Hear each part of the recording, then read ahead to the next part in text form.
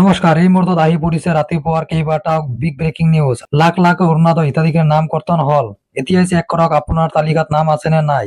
তালিকাত নাম থাকিলে আপোনাৰ বেংক একাউণ্টত ৩,০০০ সোমাই দিব মুখ্যমন্ত্ৰী হিমন্ত বিশ্ব শৰ্মাই। পিএম কিষাণৰ তালিকাত নাম থাকিলে ২,০০০ টকা সোমাব। পিএম কিষাণৰ ২৩ নং কিস্তিৰ তাৰিখ ঘোষণা কৰিছে কেন্দ্ৰীয় চৰকাৰৰ পৰা। যদি আপুনি চৰকাৰী ঘৰৰ বাবে জিঅ' টেগিং কৰিছে তেন্তে ভাল খবৰ। চৰকাৰী ঘৰৰ প্ৰথম কিস্তিৰ টকা ঘোষণা কৰিছে লাইভ যোগে প্ৰধানমন্ত্ৰী মোদীয়ে। আত্মগোটৰ প্ৰতিজন মহিলাৰ একাউণ্টত সোমাব ২৫,০০০ টকা। যদি আপুনি ১০,০০০ টকাৰ চেক পাইছে তেন্তে আপোনাৰ বাবে ভাল খবৰ। ৰেচন কাৰ্ড থাকিলে ১ মে'ৰ পৰা সোমাব ৪টা নতুন সামগ্ৰী। আপোনাৰ ৰেচন কাৰ্ড আছেনে?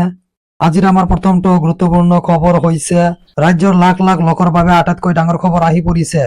অসমত নতুনকৈ ৫,০৪,০০০ লোকে পাব ৰেচন কাৰ্ড।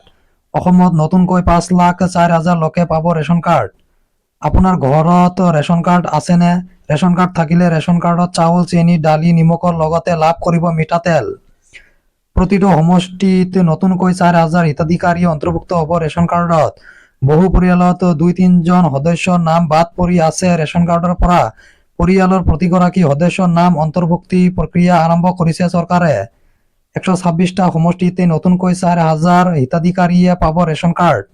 বুধবাৰলৈ সাজু হওক আপুনিও। বুধবাৰে পুৱাই দেশৰ কৃষকৰ একাউণ্টত সোমাব ২,০০০ টকা। নতুন নিয়মেৰে এইবাৰ দেশৰ কৃষকৰ একাউণ্টত জমা হ'ব ধন। KYC আপডেট নকৰিলে লাভ নকৰিব পিএম কিষাণৰ ধন। উচ্চতৰ মাধ্যমিকৰ ৰেজাল্টৰ তাৰিখ ঘোষণা। ২৮ এপ্ৰিলত ঘোষণা হ'ব উচ্চতৰ মাধ্যমিকৰ ফলাফল।